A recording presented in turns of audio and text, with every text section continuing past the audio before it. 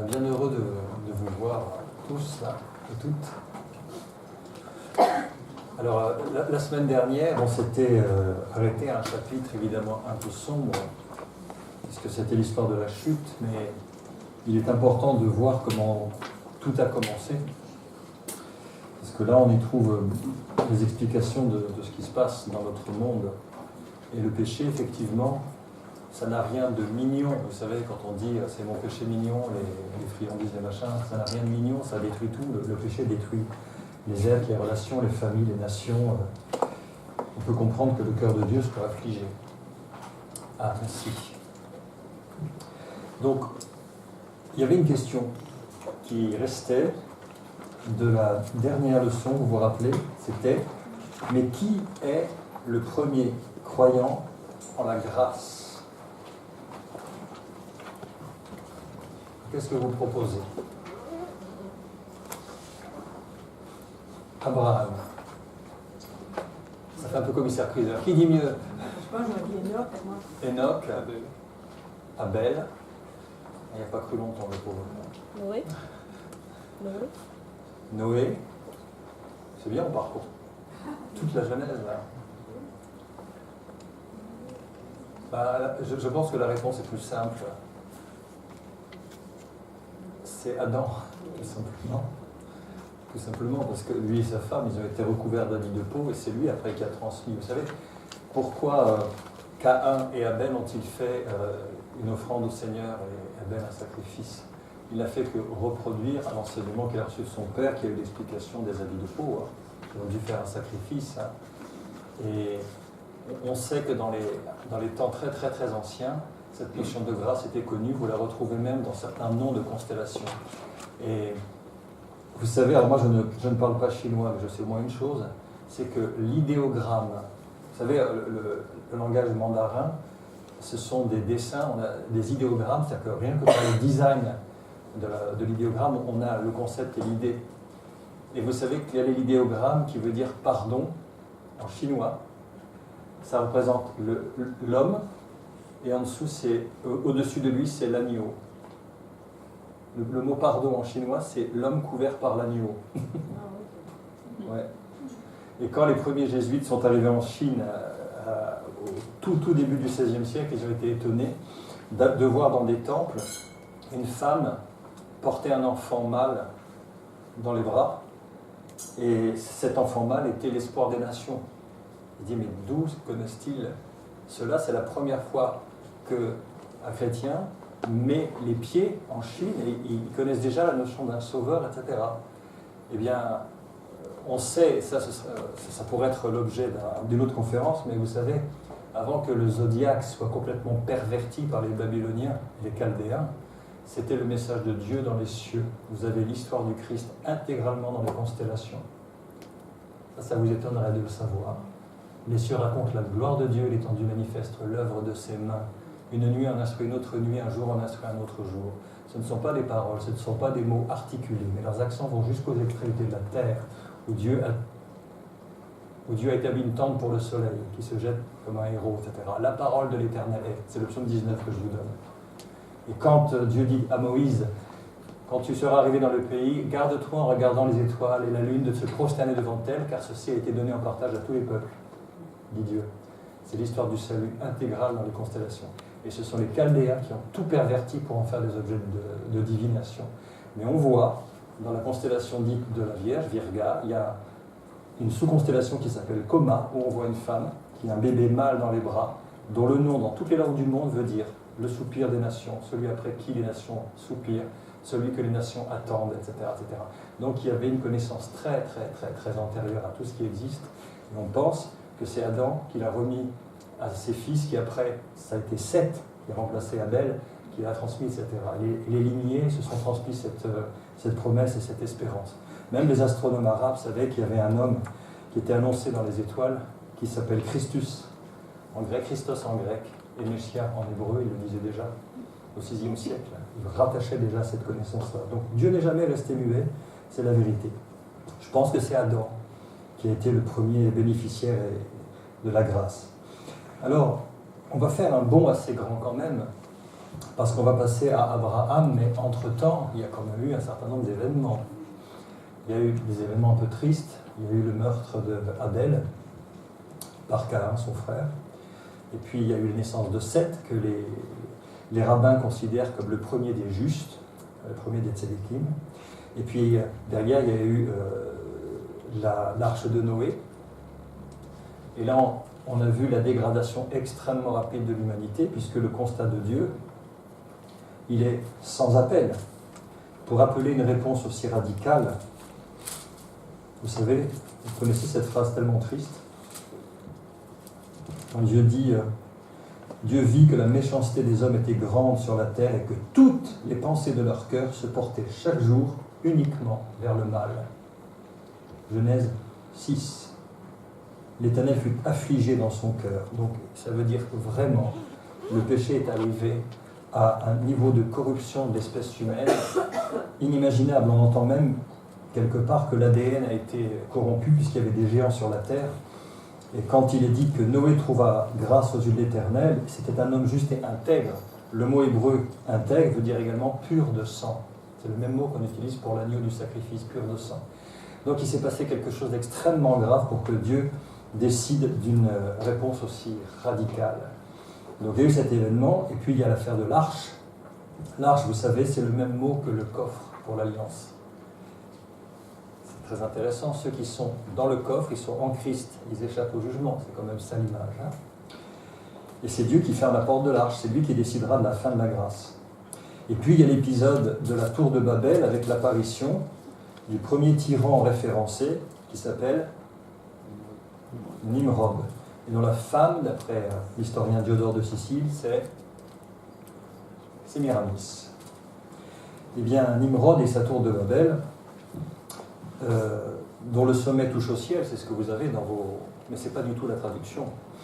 Parce que les Babyloniens, qui étaient capables de faire des calendriers lunaires avec une précision de genre 2 minutes par an d'erreur, 2 minutes, vous ne pensez pas qu'ils avaient la naïveté de penser qu'ils allaient toucher le ciel en empilant des briques, quand même. D'abord, s'ils avaient voulu le faire, ils n'auraient pas mis la tour sur une plaine, mais sur une montagne. Ils sont un peu bêtes, ils veulent toucher le ciel, qu'ils se mettent sur une montagne, ça leur fait moins de boulot. C'est pas tellement ça, c'est que l'hébreu dit Rosh Hashamayim, la tête avec les étoiles. C'est parce qu'en fait, au sommet de la tour de Babel, il y avait un temple où ils faisaient des invocations de démons et de puissances occultes. Ils voulaient rentrer en contact avec les puissances occultes, et c'est ça qui a inquiété Dieu. Le Seigneur n'a pas de problème avec les gratte-ciel. On a fait bien pire que la tour de Babel depuis, dans les pays du Golfe et autres, ils ont des tours qui font presque 1 kilomètre. C'est pas ça le problème. C'est qu'il a essayé d'instaurer une communion avec les démons, avec les anges déchus, par des incantations de sorcellerie, des sacrifices humains au sommet de la tour. C'est vraiment ça qui s'est passé. C'est pour ça que Dieu a été inquiet et qu'il a confondu leur langue. Je vous montrerai, avant qu'on parle d'Abraham, je vous montrerai une plaquette. Je l'ai cherché tout à l'heure, mais je ne l'ai pas retrouvé, de la Communauté européenne qui est parue en 1991. Et sur la plaquette, en couverture, on voit la tour de Babel qui finit d'être construite. On voit des grues, on voit la tour de Babel qui est incomplète, mais on voit qu'ils sont en train de travailler pour la terminer. Et il y a plein de gens autour, des femmes avec des bébés dans les bras, des vieillards, des jeunes, et ils convergent vers la tour. Et chaque personnage est en forme de brique. Et le message occulte de cette plaquette, c'est de dire que nous sommes les briques qui vont constituer la tour de Babel, et donc que les lucifériens d'aujourd'hui vont terminer le travail que Nimrod n'avait pas pu finir. Et il y a une bordée d'étoiles tout au-dessus de cette tour de Babel, qui sont des étoiles à 5 branches, la pointe en bas, qui sont des pentagrammes sataniques déguisés. Ça vient directement de la Communauté européenne, je vous le montrerai. Et ils veulent terminer ce que Nimrod n'a pas pu terminer. Donc c'est extrêmement actuel, ce qui est annoncé dans la Genèse. Donc il s'est passé tout ça, et arrive un personnage qui s'appelle Abraham. Et on est au chapitre 3, Abraham, le père des croyants. Est-ce que ça fonctionne? Thibaut? Ah oui, c'est ça. C'est exactement ça. Et voilà, je ne sais pas comment on va le récupérer tout à l'heure. Envoie-le-moi par mail, peut-être. Voilà. Paf. Voilà. Alors, je vous propose, comme à l'accoutumée, que le micro circule pour que chacun puisse lire à peu près 4-5 versets. Alors je ne sais pas quel est le point de départ. Jean-Philippe, c'est toujours toi qui as le micro? Non. Eh ben, voilà, allez, au boulot. Là, on commence au chapitre 11 et au verset 27. On n'est pas au début du chapitre 11, hein, vous l'avez noté. Voici la postérité de Térak. Térak engendra Abram, Nacor et Haran. Haran engendra Lot. Et Haran mourut en présence de Térak, son père, au pays de sa naissance, à Ur, en Chaldée. En Chaldée. Abram et Nacor prirent des femmes. Le nom de la femme d'Abram était Sarai, et le nom de la femme de Nacor était Milka, fille d'Haran, père de Milka et père de Gisca. Sarai était stérile, elle n'avait point d'enfant. Térak prit Abram, son fils, et Lot, fils d'Haran, fils d'Haran, fils de son fils, et Sarai, sa belle-fille, femme d'Abram, son fils. Ils sortirent ensemble d'Ur en Chaldée pour aller au pays de Canaan. Ils vinrent jusqu'à Charan et ils y habitèrent. Encore un petit. Les jours de Térak furent de 205 ans et Térak mourut à Charan. Alors on va faire une pause déjà ici. Alors pour vous aider, parce que c'est vrai que quand il y a des généalogies, on n'aime pas trop. C'est pas tellement notre culture de voir des noms qui s'enchaînent comme ça. Alors que c'est quand même très très important dans la parole de Dieu de suivre les filiations. Alors j'ai fait un petit schéma. Voilà. Photo d'époque. Adam et Ève ont eu 3 enfants. Caïn le premier, Abel qui a été tué par Caïn, et est né Seth.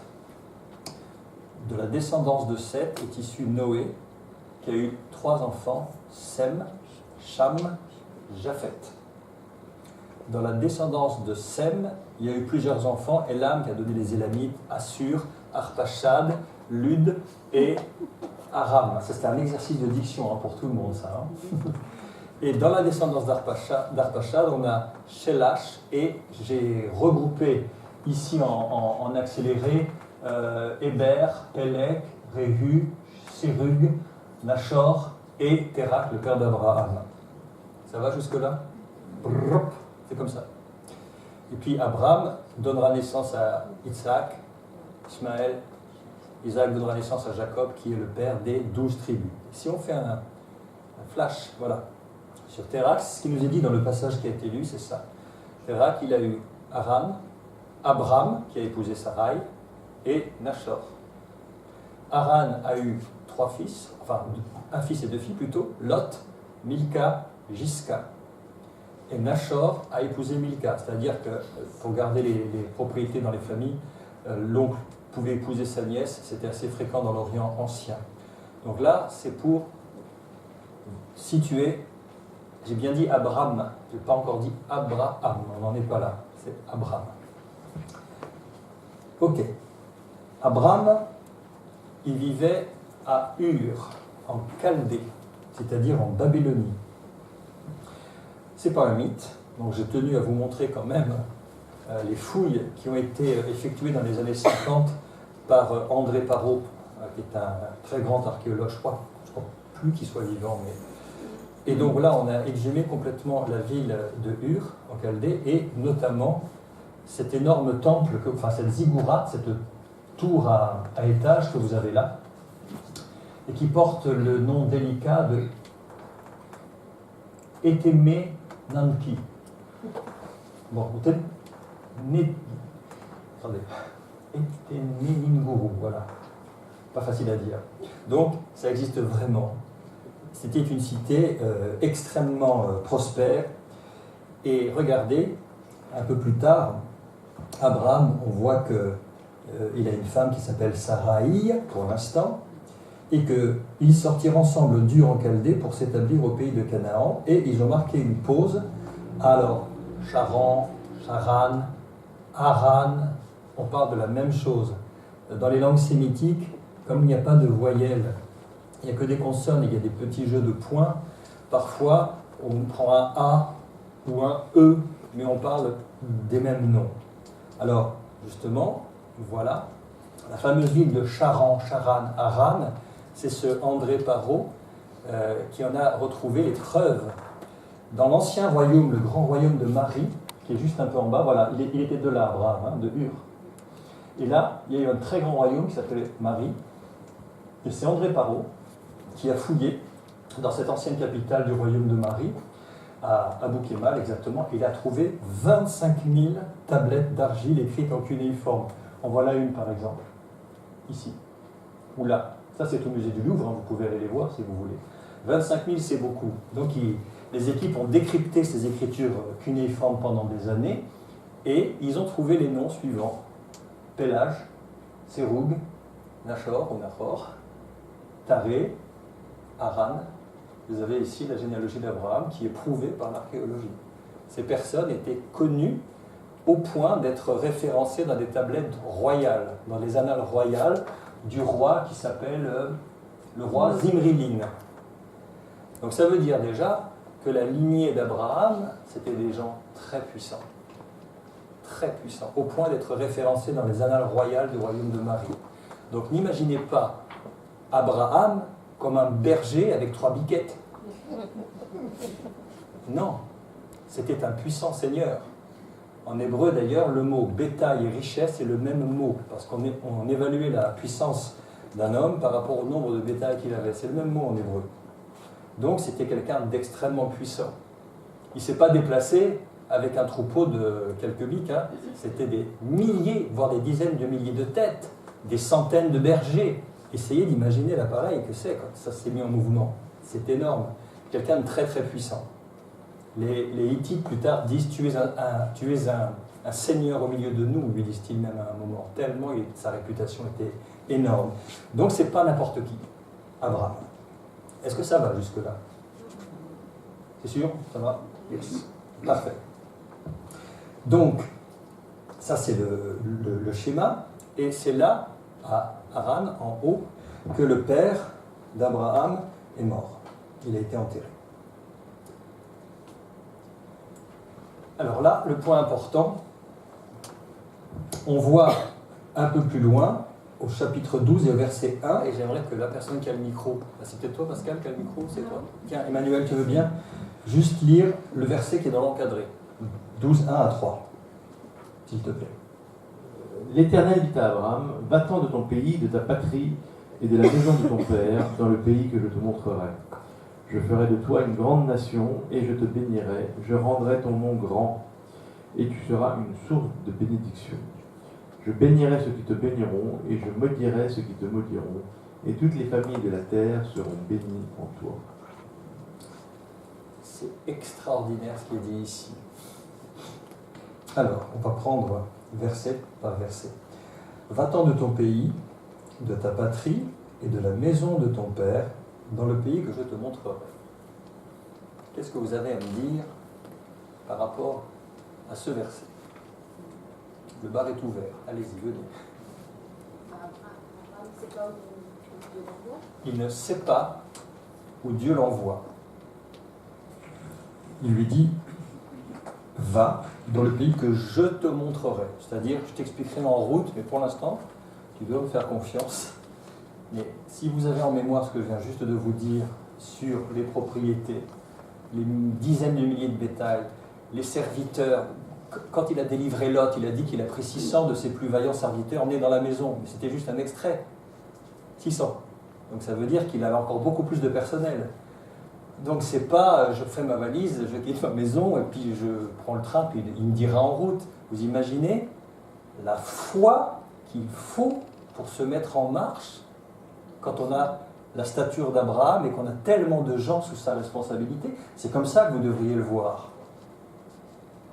Et qu'est-ce que vous avez à me dire sur pays, patrie, maison? Pays, patrie, maison. Quitte ton pays, quitte ta patrie, quitte la maison de ton père. Qu'est-ce que ça indique quoi? Il y a une gradation. Oui. Et que finalement la maison, c'est l'héritage. La maison, c'est l'héritage. Qu'est-ce qu'on peut ajouter? C'est juste. Le pays, qu'est-ce que c'est? Le pays, ça veut dire qu'il part loin, il sort. Le pays, il part loin, il sort. Ça veut dire quitte carrément le sol où tu es. D'accord? Le sol. La patrie, ça indique quoi? L'appartenance. C'est toute l'appartenance, c'est toute la culture, c'est tout le contexte culturel dans lequel on est. Et la maison de ton père, c'est quoi? C'est racine. C'est les racines familiales, c'est tout le contexte familial. Donc, ce que Dieu lui demande, c'est un arrachement complet. Vous savez, faire partie d'un sol, d'un pays, c'est quelque chose d'important. Hein. Et j'ai une colle à vous poser. C'est une question qui a été posée à l'oral de l'ENA, l'École nationale d'administration, vous savez, qui fait Anne à l'envers d'ailleurs. Qu'est-ce que le nom URSS, l'ancien nom de l'Union des républiques socialistes soviétiques, qu'est-ce que ce nom de pays avait d'unique dans toute l'histoire, dans tous les noms des pays, par rapport à tous les noms des autres pays? Unique. URSS. Il y a une caisse de champagne dont Ruinard a gagné, mais... C'est des initiales? Bah, RFA, RDA, USA, t'en as plein aussi. Hein. Non, le système politique, non, peut-être? Bah oui, mais dans le nom. Non, Union. oui. Union. Non, socialiste. United States of America, c'est Union. Non. Eh ben, je vous le dis. C'est le seul nom de pays au monde qui ne fasse pas référence à une terre. Pourquoi? Parce qu'ils avaient l'idée d'annexer les pays le monde entier, un pays à la fois, et d'asseoir la domination du communisme sur la planète entière. Donc au fur et à mesure où ils auraient annexé les pays, le nom URSS était toujours valable. C'est important d'avoir une terre, d'avoir un sol. Là, Abraham, il lui dit, tu quittes ta terre, là où tu fais paître tes troupeaux, là où tu vas monter tes maisons, tu t'en vas de ta patrie, de toute ta culture babylonienne, chaldéenne, c'est le même mot, le même sens, et tu vas même te détacher de ta famille avec tout l'héritage propre à ta lignée, et tu vas aller, sans savoir où, dans le pays que je te dirai. Imaginez quand même que Abraham, à cette époque, il était dans une culture chaldéenne qui avait des tas de dieux. Et à l'époque, être athée, ça n'existait pas. Je peux vous le dire, c'est très moderne, l'athéisme. Dans l'Orient ancien, on ne pouvait pas concevoir ne pas avoir de foi en un dieu. Et il y en avait beaucoup. Il y avait Enlil, Babylone, il y avait Inanna, il y en avait plein. Et tout à coup, voici un Dieu qui ne connaît pas, qui s'adresse à lui directement et qui lui fait cette demande. Donc, mettez-vous à sa place. Ce n'est pas pour rien, et on va le lire, c'est ma barbe qui fait ça, ne vous inquiétez pas, parce qu'à chaque fois je baisse la tête pour lire. Alors, si vous avez le micro, vous êtes désigné d'office pour lire le verset qui suit, sur les héros de la foi, dans le chapitre 11 de l'Épître aux Hébreux. C'est par la foi qu'Abraham, lors de son appel, obéit et partit pour un lieu qu'il devait recevoir en héritage, et qu'il partit sans savoir où il allait. C'est par la foi qu'il vint s'établir dans la terre promise comme dans une terre étrangère, habitant sous des tentes, ainsi qu'Isaac et Jacob, les cohéritiers de la même promesse. Car il attendait la cité qui a de solides fondements, celle dont Dieu est l'architecte et le constructeur. Hébreux 11, 8 à 10. Parfait. C'est par la foi qu'Abraham, lors de son appel, c'est par la foi qu'il vient s'établir dans la terre promise. Et là, on rappelle effectivement qu'il a obéi. Cette obéissance de la foi, on la retrouve dans le Nouveau Testament, où il est dit afin d'amener à l'obéissance de la foi tous les païens, dans l'Épître aux Romains. Avoir la foi, c'est bien, mais si elle n'est pas assortie d'obéissance dans nos vies, c'est comme si elle était morte, comme elle était stérile. La foi, quand Dieu s'adresse à nous, ça doit provoquer l'obéissance. Mon neveu par alliance, le neveu de Sophie, Patrick Nussbaumer, que certains connaissent, quand il gronde ses enfants et qu'il leur demande quelque chose, il dit « on obéit tout de suite et avec le sourire ». C'est-à-dire qu'il ne faut pas entrer en négociation. Le Père a donné une instruction, on obéit tout de suite et avec le sourire, sans ronchonner. Est-ce qu'on est comme ça quand le Seigneur nous demande quelque chose? On dit, tu fais non.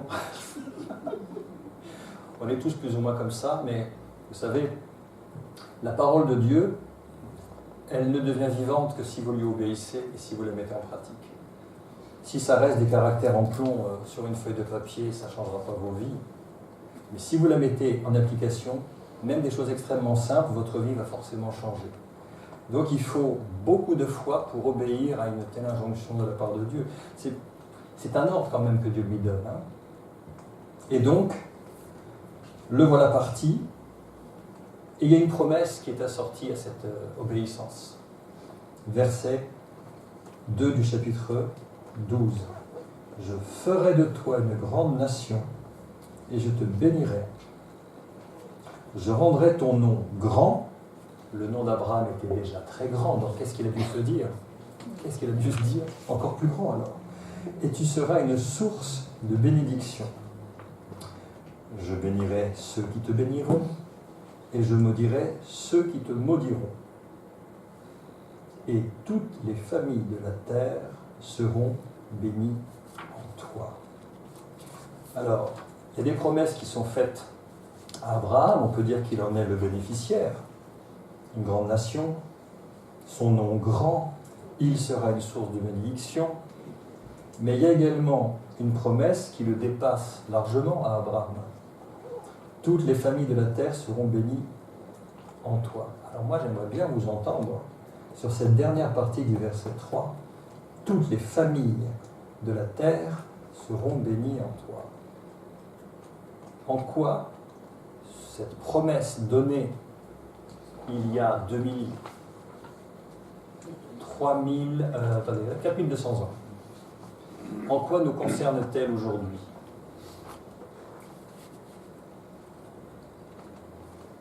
J'attends. Alors, toutes les familles de la terre seront bénies en toi.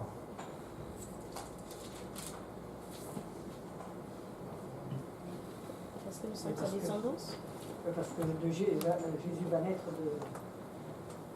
Alors déjà, forcément, Jésus est descendant d'Abraham, c'est vrai, d'après la lignée du sang, c'est vrai. Mais il a eu de multiples descendances, Abraham. À chaque fois, on dit les sémites, antisémitisme, on pense juste au peuple juif. Mais n'oubliez pas que Ismaël est à l'origine de tous les peuples arabes. Ils sont tout à fait sémites, puisqu'ils ont le même père qui est Sem. Donc attention, ça c'est vrai. Mais c'est quoi le titre du chapitre 3? Est-ce que quelqu'un peut me le rappeler? Père des croyants. Le Père des croyants. Qu'est-ce qui fait qu'Abraham est aussi remarquable dans la lignée de tous les hommes de Dieu qu'il y a pu y avoir? Il est le prototype de quelque chose. Il est le prototype de l'homme de foi. Il est dit ici dans le chapitre 12 que Dieu lui fait une promesse. Encore une fois, c'est Dieu qui est à l'initiative de tout, toujours. À l'initiative de la rencontre, à l'initiative de la réconciliation et à l'initiative de toutes les alliances qu'il prend avec l'homme.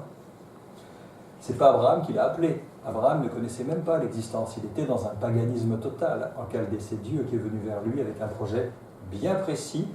Dans la ligne de mire, au fond, il y avait son fils. C'était la promesse absolue. Mais en quoi ça nous rejoint? Je vais vous aider. Est-ce qu'Abraham a eu comme récompense finalement, parce que tout ça, ça s'est accompli, hein?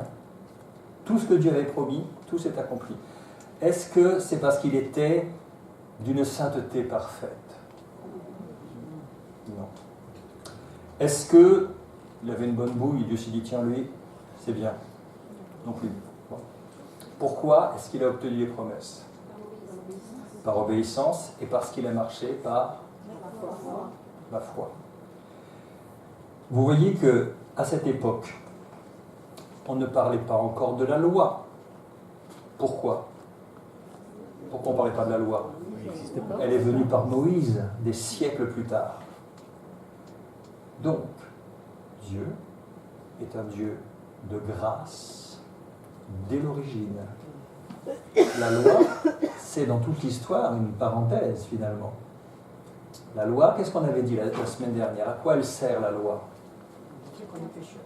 Voilà. On a connaissance du péché par la loi.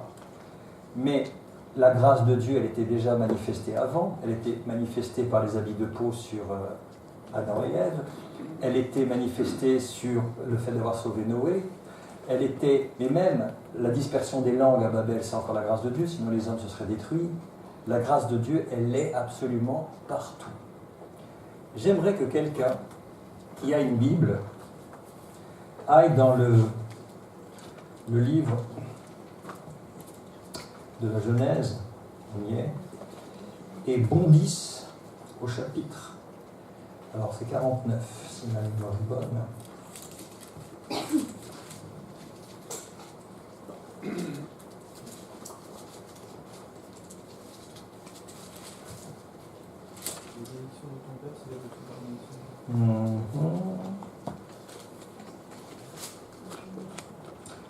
Non. Joseph. Alors non, c'est dans le Deutéronome. C'est pas grave, c'est dans le Deutéronome parce qu'il a repris cela. Le feu, ça vous fait penser à quoi dans la Bible?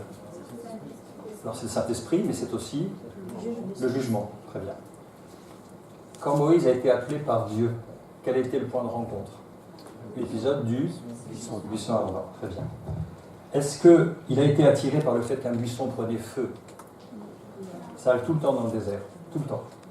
Un peu de rosée, quelques gouttes sur les arbustes, un coup de soleil, la goutte d'eau fait loupe et ça prend feu. Mais un buisson, ça se consume en 30 secondes.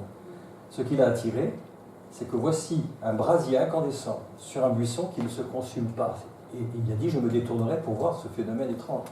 Et c'est là que Dieu le rencontre. À la toute fin de sa vie, dans le Deutéronome, Moïse va mourir, il le sait, et il répète les instructions de la loi, de la Torah, pour la génération des enfants qui sont nés dans le désert et qui n'ont pas connu l'Égypte et tous les miracles que Dieu a fait. Donc, Moïse répète la Torah. C'est le sens du mot grec, deutéronomia, la deuxième loi, ou la répétition de la loi. Et quand il bénit Israël à la fin, qu'est-ce que dit Moïse? Il dit que la grâce de celui qui m'est apparu dans le buisson soit sur la tête de Joseph, etc. Ça veut dire que la seule chose qu'il a retenue du buisson ardent, ce n'est pas le jugement, c'est la grâce de Dieu, dont le feu incandescent a choisi de ne pas brûler l'arbuste. Donc Dieu est un Dieu de grâce de tout temps. Ça n'a pas commencé avec Jésus-Christ. Gardez bien ça en tête. Dieu est un Dieu de grâce de tout temps. Je vais faire un truc que je n'aime pas faire quand on me demande de le faire. Mais je vais vous demander de le faire, vous allez répéter. Dieu est un Dieu de grâce de tout temps. Dieu est un Dieu de grâce de tout temps. J'aime pas quand on me le fait faire. Mais c'est important parce que, vous savez, quand Marie-Laure a parlé de Josué, vous savez, dimanche, il dit que ce livre, il lui répète les paroles, mais en fait, on ne dit pas près de tes yeux, on dit près de ta bouche en hébreu. Que ce livre soit près de ta bouche, parce que eux, ils le prononcent. Ils prononcent les livres de tout ce qu'ils lisent, ils le lisent à haute voix, et ils répètent. Et donc, c'était ça le sens. Il dit, mais prononce-les, imprègne-toi de ce livre. Donc voilà, c'est pour ça que je vous ai fait répéter, en fait. Ok. Ton nom sera grand. Je bénirai ceux qui te béniront, je maudirai ceux qui te maudiront. Alors, attention, cette promesse, elle n'a pas été faite à tout le monde, elle a été faite à la personne d'Abraham, attention. Elle a été répétée avec Isaac, mais ça s'est arrêté là, c'était nominatif. Toutes les familles de la terre seront bénies en toi. Toutes les familles de la terre. Ça signifie quoi? Quelle est l'idée importante sous-tendue par ça? Dieu, qu'est-ce qu'il avait en tête? Alors on va prendre un morceau à la fois. La bénédiction dont il est question ici. La bénédiction suprême. Quelle est-elle? Le salut. C'est ça. C'est le salut en Jésus-Christ dont il est question. D'accord? Donc on est d'accord. La bénédiction suprême dont il est question, c'est le Seigneur Jésus-Christ et tout ce que Christ nous donne et qu'on avait vu mercredi avec les 9 échanges qu'il y a eu à la croix. Vous vous rappelez? Interdiction de regarder sur le livret. Interdiction. Hein. Je veux voir des dizaines de paires d'yeux vers moi, aucun regard vers le bas, vers son... D'accord. Alors, il est mort pour qu'on ait la vie éternelle. Il a été rejeté pour qu'on soit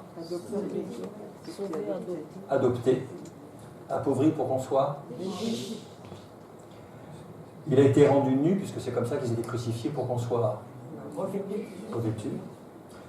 Il a été fait péché pour nous communiquer sa Alors appelons-la aussi, mais le contraire du péché, c'est la sainteté, voilà, la sainteté et sa justice. Il a pris sur lui notre honte pour nous donner sa gloire. Alors il n'y a pas la paix, je le dis tout de suite, c'est pas la peine de la proposer une troisième fois, il n'y a pas. Bon, on l'a quand même, hein, mais bon. Il a pris notre culpabilité pour nous donner le pardon. Il a pris le jugement pour qu'on ait le... On est en plein dedans, hein, le salut, voilà. Il a pris notre ignorance pour nous donner toute la connaissance absolue en lui. Le compte y est. Et en plus, on a la paix. C'est vraiment extraordinaire. Voilà. Donc, là, ce que le Seigneur est en... Vous voyez comme Dieu voit loin. Toutes les familles de la terre. Alors, la première idée, la bénédiction suprême, c'est Christ lui-même, parce que Dieu se donne. Hein, ou Dieu se donne. Nathalie, est-ce que je peux avoir le paperboard, s'il te plaît, pour écrire? Je voudrais faire un petit schéma, si c'est possible. Je ne l'avais pas prévu, mais voilà. Alors d'ailleurs, si vous voulez être très embarrassé, si vous êtes avec des Anglais et que vous parlez de paperboard, ils vont vous ouvrir des yeux comme ça, en disant mais qu'est-ce qu'il dit ou qu'est-ce qu'elle dit? Parce que le mot n'existe pas. Oui, mais c'est pas de tableau avec du papier, moi je comprends. Non mais chez les Anglais, tu leur dis pas du tableau et du papier, parce qu'ils ne vont pas te comprendre. Mais c'est flip chart le vrai terme. C'est un paperboard, un paperboard, ça n'existe pas. Voilà. Merci. C'est super. Ça va là pour le... Ça va. Alors pour, oui, là pour vous, vous êtes... voilà, alors je passe derrière peut-être. J'essaie de le passer derrière. On va faire ça. Je pense que c'est peut-être mieux. Comme ça, regarde, c'est mieux. Ça roule. Voilà. Oui, ça roule. Ça roule. Voilà. Merci. Tac, tac. Et hop. Alors. Merci. C'est la lettre B, tu savais? B pour blanc. À la sauvage. Tu as fait escape à la sauvage. Bon, d'accord. Alors, le Seigneur, Dieu, le Père, qu'est-ce qu'il fait? Je viens de dire à l'instant que Dieu se donne. Quel est le don suprême de Dieu? C'est son Fils. Dans l'évangile de Jean, qu'est-ce que Jésus dit à la Samaritaine? Si tu connaissais le don de Dieu et celui qui te dit « donne-moi à boire », tu lui aurais toi-même demandé à boire. Et dans Jean 3, qu'est-ce qu'il dit à Nicodème? Dieu a tant aimé le monde qu'il a donné son Fils. Donc Dieu nous donne son Fils. Son Fils, sacrifié à notre place, ressuscité, qu'est-ce qu'il fait? Il y a une église, il y a un projet, il veut une épouse. Donc pour son église, il a donné ce qu'on appelle communément les ministères de gouvernement. Il a donné les uns comme, les autres comme, les autres comme. Alors, évangéliste dans l'ordre, hein. Évangéliste, et les autres comme pasteur et docteur ou enseignant. Je préfère dire enseignant parce que parfois quand on dit docteur, on pense qu'il a donné des médecins. C'est bien les enseignants, les docteurs. Bien. Christ a donné pour son Église, pour l'édifier, la former, les 5 ministères qui sont ici. Est-ce que ça va? Si vous n'êtes pas d'accord, vous jetez une chaussure ou un truc. Qu'est-ce qu'il a donné d'autre à son Église, le Seigneur? Merci. Le Saint-Esprit. Le Saint-Esprit que le Père enverra en mon nom. Restez à Jérusalem jusqu'à ce que le Père vous envoie ce qu'il vous a promis, etc. Il a donné le Saint-Esprit. Mais ces ministères qui sont ici, il les équipe. Et le Saint-Esprit, il accorde à ces ministères et à tout le monde ce qu'on appelle des spirituels. Des dons. On est encore dans des dons. Les dons spirituels. Dieu se donne dans la personne de son Fils. Son Fils a donné des ministères, il a donné le Saint-Esprit à son Église, et le Saint-Esprit équipe son Église en leur accordant les dons spirituels. C'est toute une section de dons, une succession de dons en cascade, Dieu se donne. Mais tout ceci ne servira à rien si vous-même, vous ne vous donnez pas à Dieu comme un sacrifice vivant, saint et agréable. Pas en façade, pas par de la religion, des pratiques. Non, non, non. Mon fils, ma fille, donne-moi ton cœur, que tu te plaises dans mes sentiers. C'est ça que Dieu veut. Donc, tout ce système de dons, il faut y répondre par le don de nos vies, le don de nous-mêmes. Sinon, tout ça, ça restera stérile dans vos vies. Un autre point. Ces 5 ministères, imaginez une table de mixage, je n'avais pas imaginé, il y en a une là. Et vous avez vu, il y a des curseurs, on appelle ça des potentiomètres ou des potards, pour monter le son sur tel canal, tel micro, tel instrument. Bon. Eh bien, apôtres, prophètes, évangélistes, pasteurs, docteurs ou enseignants. Je vous pose une question, est-ce que l'esprit que Christ nous donne est un esprit partiel? Est-ce qu'il vous donne, allez, je te donne le Saint-Esprit de pasteur, mais toi, tu n'auras que le Saint-Esprit d'évangéliste? Qu'est-ce que dit l'apôtre Jean? Nous avons tous reçu de sa plénitude et grâce pour grâce. Quand Christ nous donne le Saint-Esprit, c'est la plénitude de Dieu. On a donc un Saint-Esprit complet, si j'ose dire. Ça veut dire que nous sommes porteurs en nous-mêmes de ces 5 ministères, mais pas forcément au même niveau. Il est dit que Dieu distribue les dons dans l'Église comme il le veut. Nous, on n'a rien à dire. Alors écoutez bien ce que je vous dis. Si à un moment, Dieu vous met à cœur d'annoncer l'Évangile et de parler à votre voisin ou votre voisine de palier, et que vous dites « Ah non, mais moi je ne suis pas évangéliste, hein. » Est-ce que Dieu va se satisfaire de cette réponse? Non. Le Seigneur, ce qu'il va faire à ce moment-là, comme vous avez reçu la plénitude, c'est lui qui vous équipe, c'est le Saint-Esprit. Il va prendre le potentiomètre de l'évangéliste et en la circonstance, il va l'augmenter et vous allez être dans une onction particulière et vous allez dire des choses, je ne sais pas d'où c'est sorti, mais je lui dis ça, elle a été touchée, la personne a commencé à pleurer, etc. C'est Dieu qui vous équipe, il fait ce qu'il veut. Il va pousser le potentiomètre. Le coup d'après, alors on espère que la personne donne son cœur au Seigneur. Et là, vous commencez simplement dans la prière, vous commencez à pleurer sur cette personne. Et vous l'avez à cœur. Et vous n'êtes pas tranquille. Vous dites, mais est-ce qu'elle va bien? Est-ce que ce que j'ai semé est encore là? Qu'est-ce que vous êtes en train de faire? Ce que fait Marie-Laure tout le temps. Elle vous pasteurise. Et là, il y a un cœur de pasteur qui monte et vous commencez à intercéder. Puis à un moment, vous recevez une parole. Ça ne vous arrive jamais. Et vous dites, oh là là, ça vient de Dieu parce que je ne suis pas tranquille, je ne pense qu'à ça, il faut que je délivre la parole. Et vous allez voir la personne en disant, écoute, je ne sais pas si ça a du sens pour toi, mais voilà ce que j'ai reçu du Seigneur. Et vous lui donnez une parole de connaissance, et paf, la transperce, ça se met à fond dans l'âme. Le Seigneur, il a poussé le curseur prophétique. Ça ne fait pas de vous un prophète. Il ne faut pas confondre un don et un ministère. Hein. Mais le Seigneur fait ce qu'il veut. Il pousse le potentiomètre et paf, il y a une parole. Et puis, une fois que vous avez fait ça, vous avez donné une Bible à la personne, puis elle vous dit, écoute, j'ai du mal, je ne comprends pas. Qu'est-ce que tu ne comprends pas? Bah, tu sais, tu m'as donné un truc, là, qu'est-ce que ça veut dire ça? Attends, viens, je vais t'expliquer. Et vous l'enseignez. Et elle dit, ah, là, quand toi tu me l'expliques, j'ai compris. Le curseur, il fait ce qu'il veut. Bon. Et après, quand vous avez fait ça, sur votre voisine, le Seigneur vous dit, tu vas faire ça pour l'immeuble. Il vous envoie comme apôtre pour votre immeuble. Vous savez, quand vous entendez apôtre, n'imaginez pas que vous êtes forcément apôtre des nations. Si Dieu vous donne d'être apôtre, vous savez ce que ça veut dire, apostolos? Un envoyé. Il peut vous envoyer dans le quartier, il peut vous envoyer dans votre entreprise, il peut vous envoyer dans votre immeuble, il peut vous envoyer n'importe où, c'est Dieu qui envoie. Qu'est-ce que dit Jésus? Comme le Père m'a envoyé, je vous envoie aussi. Bon. Donc, si Dieu vous dit, bah, tu vas être apôtre sur ton quartier, prenez ça au sérieux, commencez à prier et obéissez comme Abraham l'a fait. Est-ce que ça va, ça?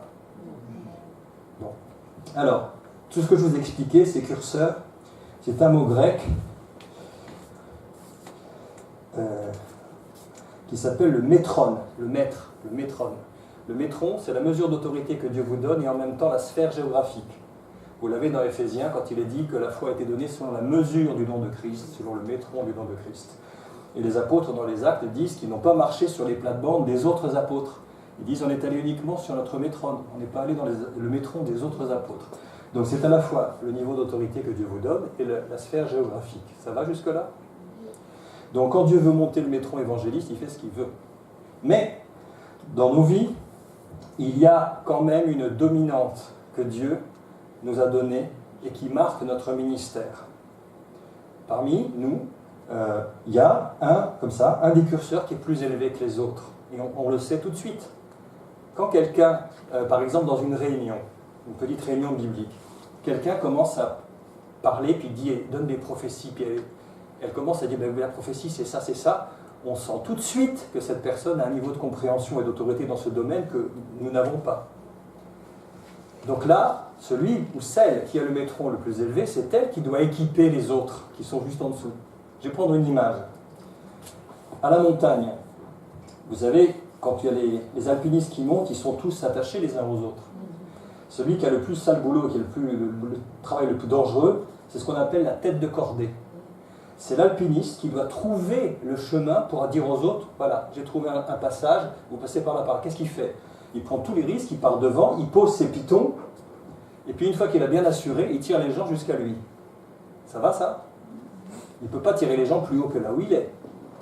Vous ne pouvez pas communiquer aux gens plus que ce que vous avez reçu. On est d'accord? Vous amenez les gens là où vous vivez, dit un ami à nous. Bon.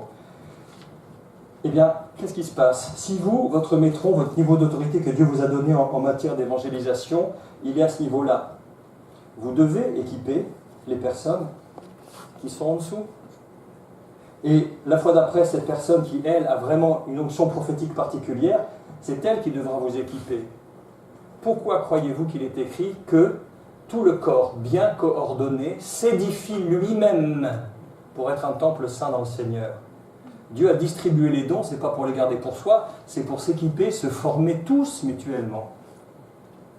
Est-ce que ça vous parle, ça? Oui. Donc, il y a des personnes dont on sait qu'elles ont une dominante sur un ministère particulier, parce que ça saute aux yeux. Et là, ça donne une orientation très claire de la vie de cette personne. Une personne qui est prophétique, qui est pastorale, même dans le langage, ça s'entend.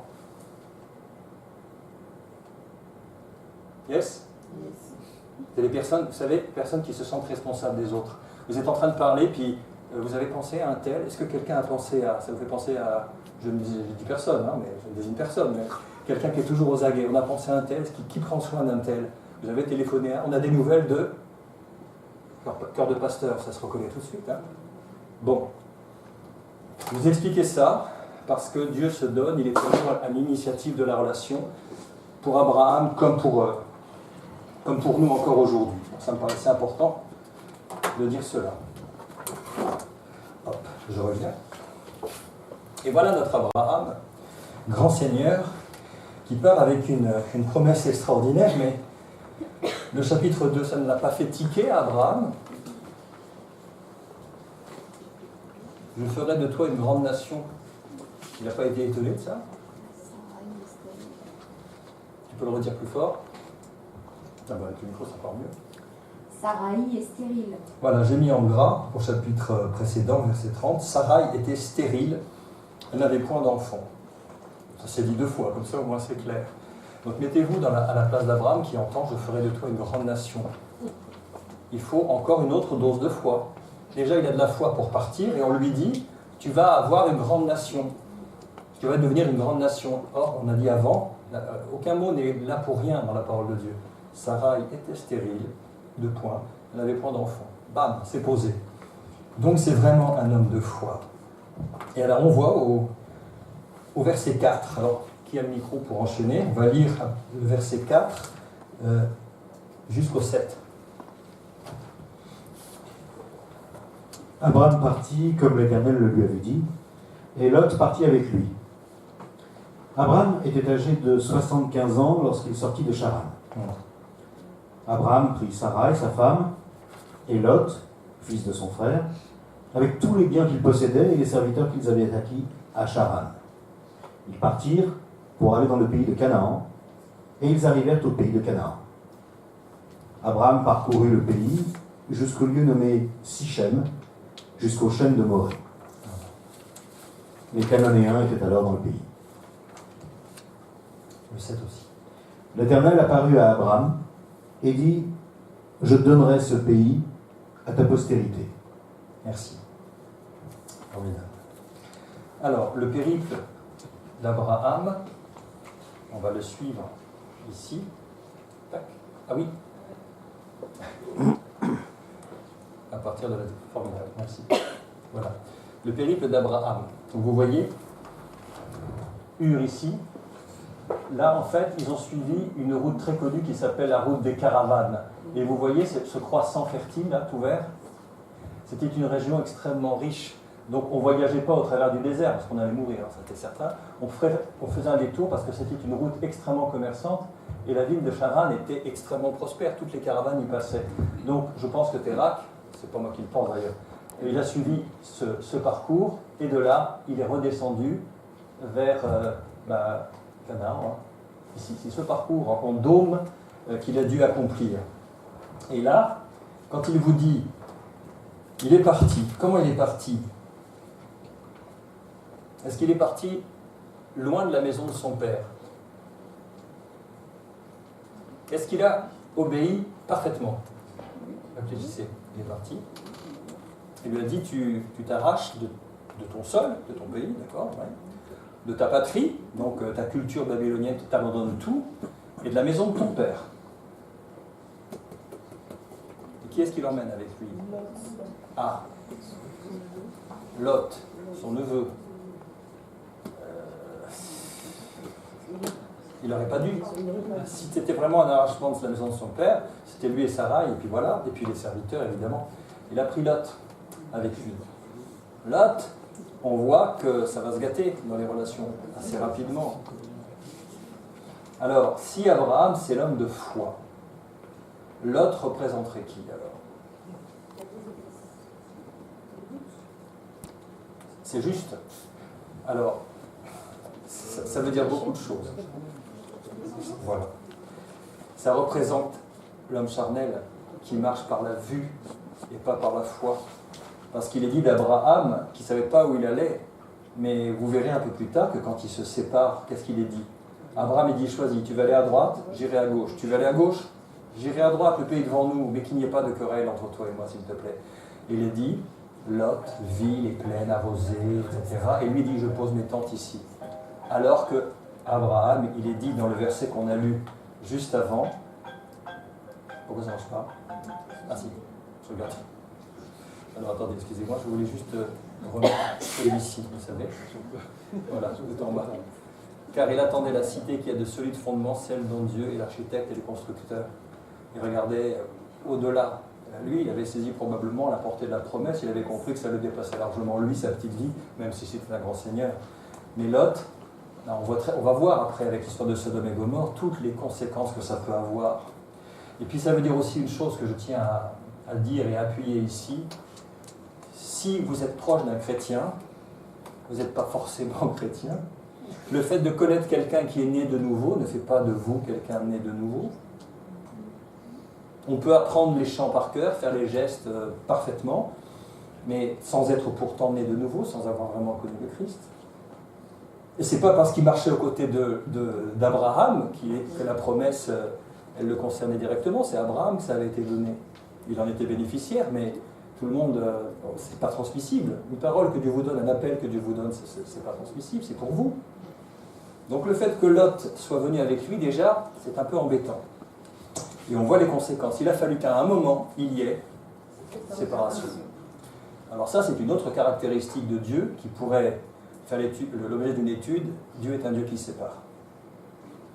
Il est ténèbres et la lumière, le sec, l'eau, ceux qui le suivent, ceux qui servent Dieu et ceux qui ne le servent pas, ceux qui obéissent, les autres. Dieu sépare. Ne croyez pas que je sois venu apporter la paix, mais l'épée. Désormais dans une maison, deux seront... Vous voyez? Forcément, parce qu'il faut une prise de position avec Dieu. Quand on suit le Seigneur, vous êtes obligé. C'est pour ça que la compromission est quelque chose d'écœurant aux yeux de Dieu. La compromission, c'est pas possible. Vous ne pouvez pas être un peu avec Dieu, puis, excusez-moi, mais c'est la vérité, être un peu avec Satan le reste de la semaine. C'est un peu violent ce que je vous dis. Mais il n'y a pas de troisième camp, il n'y a pas de corridor neutre dans les royaumes. C'est l'un ou l'autre. Donc, la compromission, c'est exactement ce qu'Israël avait fait du temps du prophète Élie. Et quand il y a la confrontation au mont Carmel, vous savez, où il y avait 400 prophètes d'Astarté, puis lui, il fait un autel, etc. Qu'est-ce qu'il dit à Israël? Il dit, mais jusqu'à quand clocherez-vous des deux pieds? Si c'est Baal qui est Dieu, allez après Baal. Mais si c'est l'Éternel, allez après l'Éternel. Mais Dieu n'aime pas le mélange. C'est pour ça que dans le Lévitique, il était interdit de faire un vêtement avec 2 étoffes différentes, de semer 2 espèces de graines dans un champ, d'utiliser 2 mesures. Dieu déteste le mélange. Et le sens du mot pureté, c'est l'absence de mélange. On est avec Dieu à 100%, il s'est donné, il attend qu'on se donne de la même manière, sans rien retenir. Hein? Vous savez, des fois, il y a des chants, ici, que quand les paroles arrivent, j'hésite à les chanter. Je te donne tout, Seigneur. Seigneur, non, c'est vrai, je sais, j'ai encore un domaine dans ma vie, il y a encore des trucs. Je fais gaffe en chantant ça. Mais oui, parce que Dieu n'est pas sourd, hein, vous savez, il entend ce qu'on lui dit. Hein. Et si ça sonne faux, si on ne peut pas dire comme David, ma pensée n'est pas autre que ce qui sort de ma bouche, je ne suis pas sûr qu'on passerait le test. Hein. D'ailleurs, quand David a dit ça, c'est pas lui qui parlait, c'est Christ au travers de lui. Hein. Que David, il n'est pas non plus un modèle du genre. Donc, il est parti avec Lot. Mais vous avez vu, il a quand même pris sa femme en premier. Hein. Après Lot. Bon. Quand même, hein, voilà. Avec tous les biens qu'il possédait et les serviteurs qu'il avait acquis à Charan. Ça veut dire, quand il est parti de Ur, il en avait déjà des serviteurs, et en plus il en a acquis d'autres. Et il les a acquis comment? Ce sont probablement ceux qui sont nés dans la maison. Parce que, quand il va délivrer Lot, il est dit qu'il a pris avec lui les plus vaillants des serviteurs, ceux qui étaient nés dans la maison. Donc, il n'avait rien connu d'autre qu'Abraham, la maison d'Abraham, l'obéissance à Abraham, c'était les plus fidèles, les plus fiables. Mais c'était en plus de tous ceux qu'il avait déjà. Donc imaginez ce que ça représente. Des milliers, enfin peut-être 1200, 1300 personnes, plus, je ne sais pas moi, 40 000 têtes de bétail, j'en sais rien, mais imaginez ce que ça peut représenter. On verrait ça par satellite avec Google, je suis sûr, on verrait ça. Ça fait de la poussière, c'est absolument colossal. Donc il en faut de la foi pour faire ça. Et ils arrivent au fameux pays de Canaan, et là, il arrive à Sichem, je reviens, non, je mélange dans mes télécommandes, voilà. Vous voyez? Ici, Sichem, oh pardon, vous l'avez repéré, je crois que j'ai fait une bêtise. Voilà, merci, c'était ça que je voulais pointer, ici. Ok? C'est là. Et qu'est-ce que Dieu lui dit au verset 7? Il dit, regarde bien tout ça. Je donnerai ce pays à ta postérité. Alors ça signifie que si vous comparez par rapport à ce qui a été dit dans l'encadré du chapitre 12, il a dit, je ferai de toi une grande nation, etc., etc., etc. Mais il n'a pas encore parlé du pays à ce stade-là. Il lui a dit, va dans le pays que je te montrerai, il n'en a rien dit d'autre. Mais là, il est sur place, il dit, ben voilà, c'est ça que je te donnerai. Donc là, il a déjà, Abraham, un encouragement dans sa foi. Il dit, tu vois, c'est réel, tu vois, où que tes yeux se portent, tout ça, je te le donnerai à toi et à ta postérité. Donc là, il y a un renforcement double. Non seulement je te donnerai le pays, mais il redit qu'il aura une postérité issue de lui-même. Renforcement. Parfait. L'Éternel apparut à Abraham. C'est pas fréquent dans la parole de Dieu que l'Éternel apparaisse comme ça à des hommes ou des femmes choisis.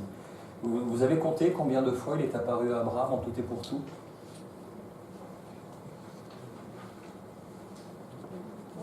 3 fois. 3 fois il est apparu. Il y en a un autre à qui Dieu est apparu 2 fois. Est-ce que vous vous souvenez?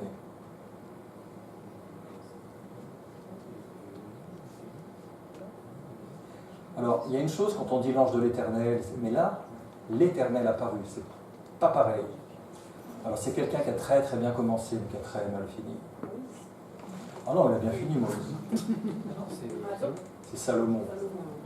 Quand il est dit à la fin, quand on décrit la chute de Salomon, de tout ce qu'il faisait avec les abominations des Sidoniens, de Kémosh, etc., on dit Salomon à qui l'Éternel était apparu 2 fois, circonstance aggravante. 2 fois il est apparu, dit-on la parole de Dieu. Donc Abraham, il est encouragé puissamment et Dieu renforce ses promesses de façon plus concrète. Et là, qu'est-ce qui se passe? Je l'ai mis en gras parce que c'est important avec un petit dessin. Et Abraham bâtit là un autel à l'Éternel qui lui était apparu. Et j'ai mis, vous avez vu tout au long, il y a le petit pictogramme qui représente un autel et qui montre les points de rencontre. Je parle pardon du guide, pas dans le guide. Hein. Vous avez des petits hôtels de pierre que j'ai représentés. À chaque fois qu'il y a une étape dans le parcours spirituel d'Abraham, il y a une rencontre, un moment particulièrement fort avec Dieu qui le fait monter d'un cran dans sa foi et pénétrer plus profondément dans la promesse. Là, c'est le premier autel. C'est important de noter cet autel-là. Et là, on voit qu'il va vers les montagnes à l'orient de Bethel. Qu'est-ce que ça veut dire? Bethel, la maison de... Ah non, c'est Bethléem. C'est Bethléem, c'est Bethel, c'est la maison de Dieu. Et il y dressa ses tentes entre Bethel à l'occident et Haï à l'orient. Et là, repose, il bâtit encore là un autel à l'Éternel et il invoqua le nom de l'Éternel. Alors,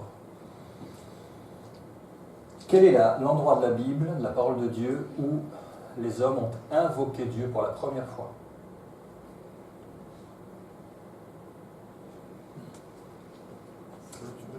Je répète. Dans quel endroit de la Bible est-il dit que les hommes ont invoqué Dieu pour la première fois? Alors, si vous me dites c'est après Abraham, il y a un petit problème. C'est avant. Est-ce que quelqu'un peut aller dans le chapitre 4 de la Genèse et lire le verset 26? C'est le dernier verset du chapitre 4. Est-ce que quelqu'un le tient?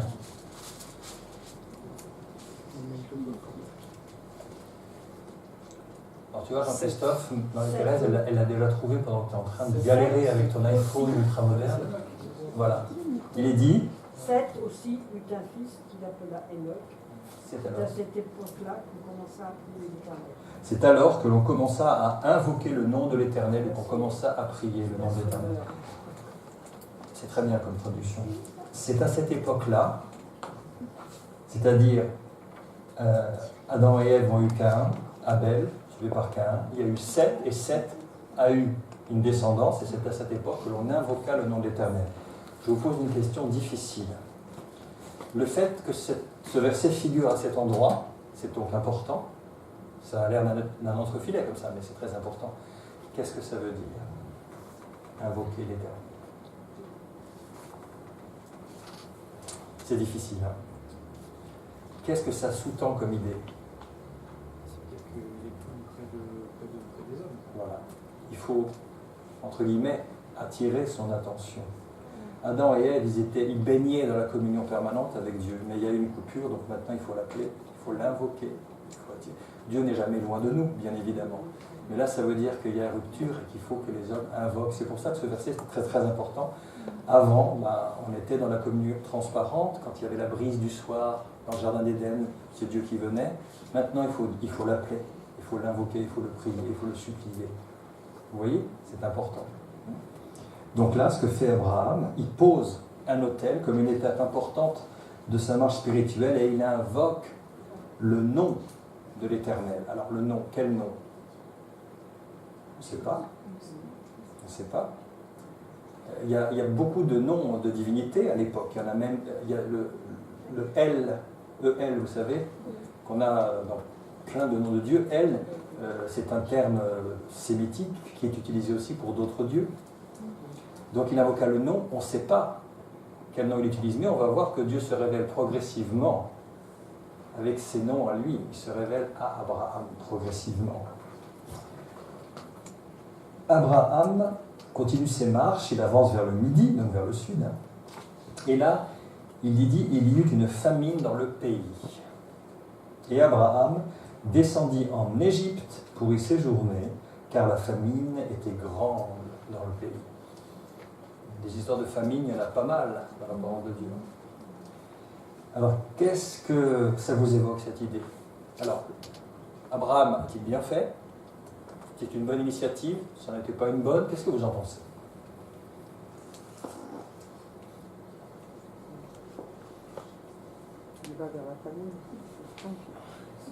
Alors,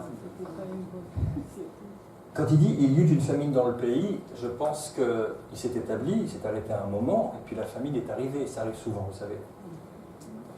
Et ça peut être par exemple une affaire climatique, ça peut être aussi des nuages de sauterelles, parce que dans l'Orient, quand il y a des nuages de sauterelles qui passent, en quelques minutes, ça vous détruit toute la récolte, donc ça provoque une famine aussi. C'est fréquent. Question, que diriez-vous? Moi je pense qu'Abraham, Il a agi en homme responsable, il a bien fait. Ou alors non, quand même, qu'est-ce que vous en pensez? Ce que tu viens de dire, un homme responsable. Un homme responsable qui a pris les choses en main en disant j'ai une famille et puis j'ai des milliers de serviteurs, je suis responsable de ces gens, etc. Il avait son bétail en même temps. Il avait son bétail en même temps, c'est un homme qui avait des responsabilités écrasantes.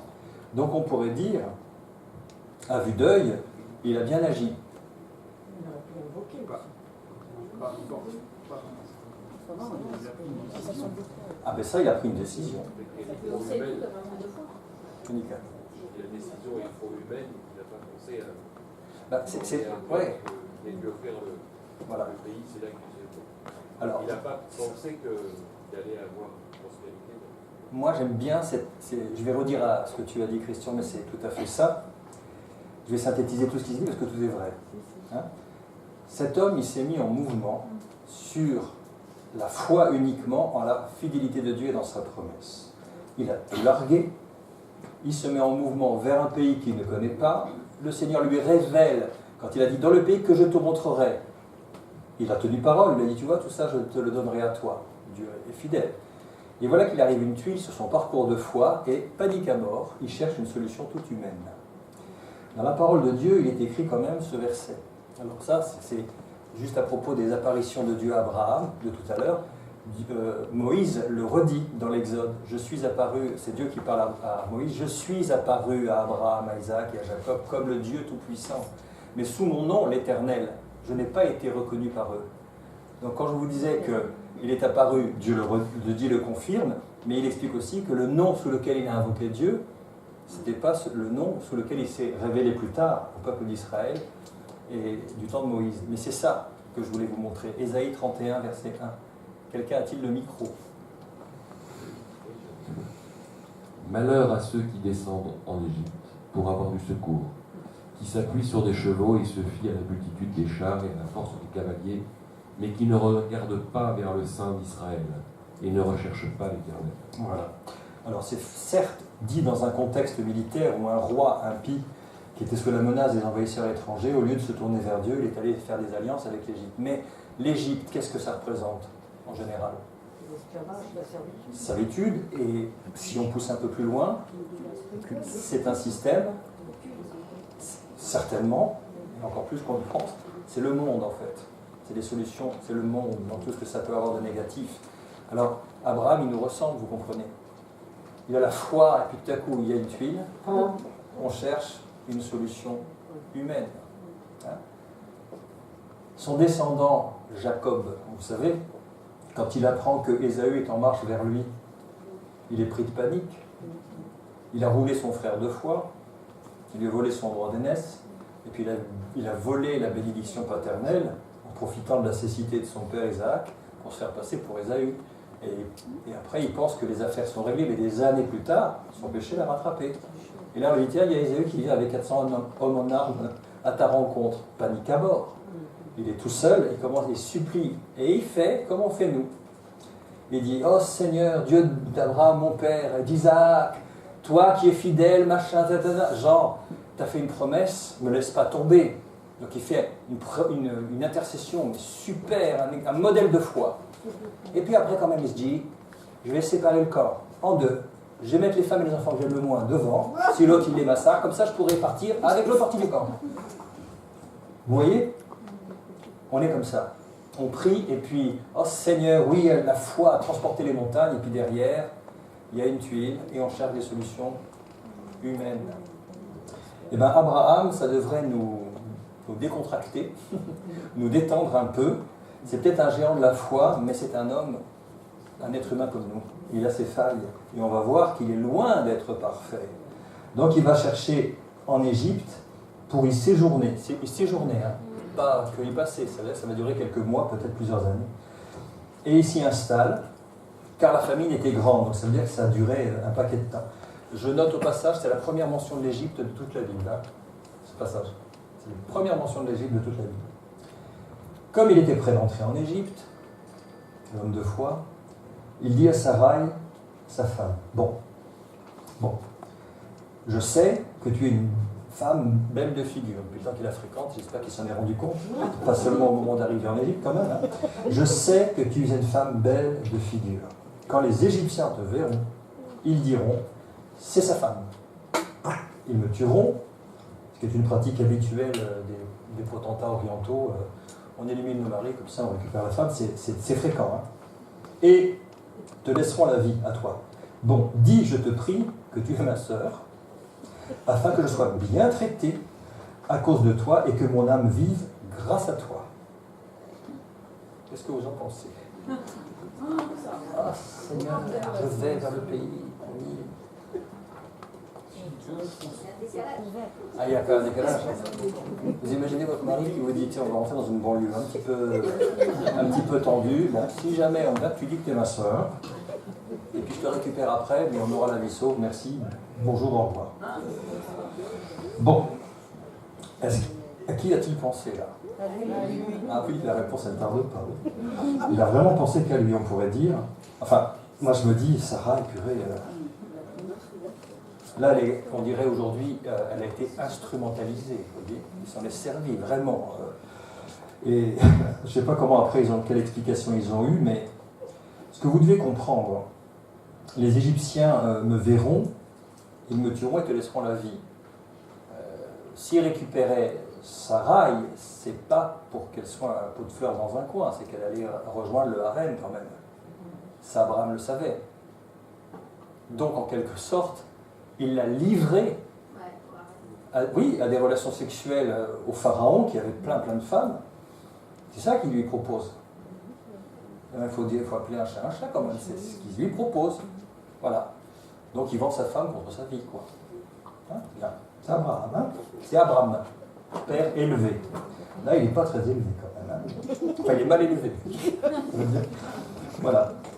Et alors, lorsqu'Abraham fut arrivé en Égypte, les Égyptiens virent que la femme était fort belle. Ça, il avait raison.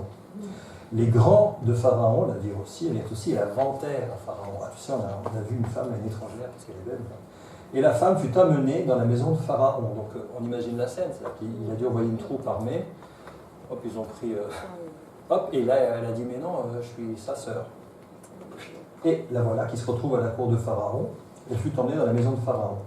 Il traita bien Abraham à cause d'elle. Il devait dire, ah, mon plan était bon, ça marche. Et Abraham reçut des brebis, des bœufs, des ânes, et des serviteurs et des servantes, et des ânesses et des chameaux. C'est la monnaie d'échange à l'époque. Hein. D'accord? Donc il en avait déjà beaucoup, hein, mais l'autre il en rajoute. Dites donc, des servantes. À votre avis, qui y avait dans le lot? Il y avait Agar. C'est là qu'elle est arrivée. Donc, quand on désobéit à Dieu, il y a des conséquences. Les conséquences, c'est tout simplement que tous les peuples arabes d'aujourd'hui, ils sont issus de cette faute. Je dis pas, je ne les connecte pas au péché, c'est pas ce que je suis en train de dire. Mais l'histoire aurait été différente s'il s'était appuyé sur Dieu. Dieu aurait tenu sa promesse, aurait trouvé une provision de toute manière. Parce que Dieu est fidèle, il n'est jamais en faille, jamais en défaut, à aucun moment. Mais là, Agar, elle est arrivée là.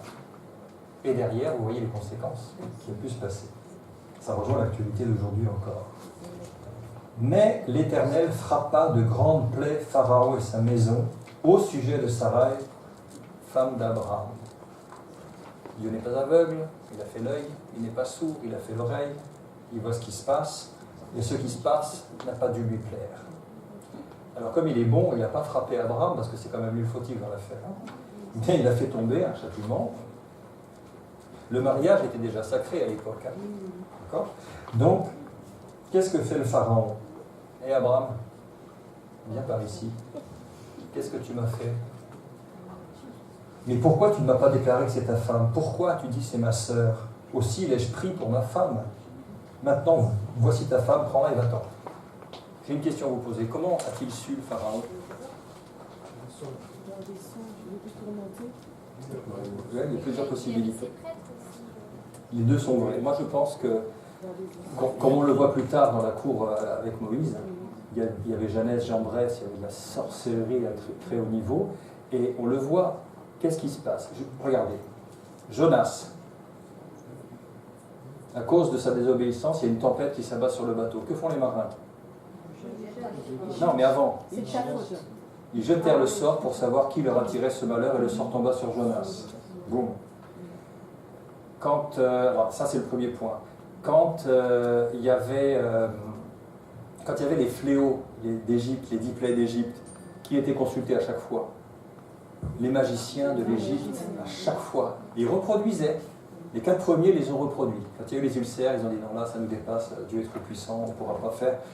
Donc, l'occultisme, et je vous le dis d'ailleurs, hein, l'occultisme de l'Égypte est directement issu de l'occultisme de Babylone. Et les deux, puisque c'est un mix Babylone-l'Égypte, les dieux de l'Égypte, dit-on, sont passés à notre époque, ils sont passés par la Grèce, ils sont passés par Rome. Tout ce petit mélange est encore très très vivant aujourd'hui, et la racine de la sorcellerie et de l'occultisme du monde entier, c'est toujours ses sources dans Babylone et dans l'Égypte. Toujours. Donc là, quand il a vu les fléaux qui tombaient, il a dû appeler les magiciens, et il faut savoir ce qui s'est passé. Quand du temps de Samuel, à un moment, il y a eu, enfin, c'était pas Samuel encore, c'était Élie justement. Élie, pas le prophète, hein, Élie, qui était le souverain sacrificateur qui a formé Samuel quand il était petit dans le temple. Samuel, il allait voir Élie. Tu m'as demandé, mais non, je t'ai pas trop couché. Vous savez cet épisode, ce Élie-là. Eh bien, à un moment, il y a eu un combat avec les Philistins et ils ont volé l'arche. Les Philistins ont volé l'arche et Dieu les a frappés d'ulcères et d'hémorroïdes. Qu'est-ce qu'ils ont fait? Ils voulaient savoir qui leur a tiré le problème. Est-ce que c'est à cause de l'arche ou pas? Donc ils ont fait encore des manigances et puis ils ont lâché la vache qui est allée par la gauche. Et donc c'est à cause de l'arche qu'on a ces malheurs.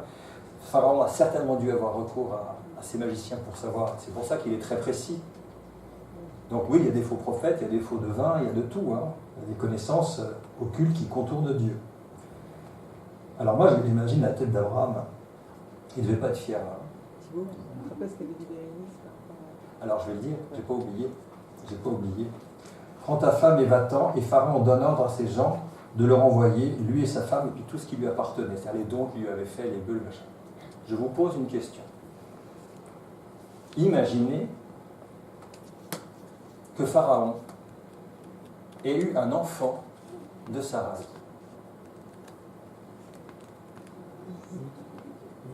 Ah, vous avez compliqué. Il y a décidé qu'elle était stérile. Alors, à votre avis, et ça c'est Bérénice nationale, qui a posé la question en disant, mais est-ce que c'est pas pour ça aussi qu'elle était stérile? Parce qu'il y aurait Dieu savait qu'il y aurait peut-être eu cet épisode. Comment? Le moment n'était pas venu. Et comme le Seigneur, il sait absolument tout à l'avance. C'est une réflexion.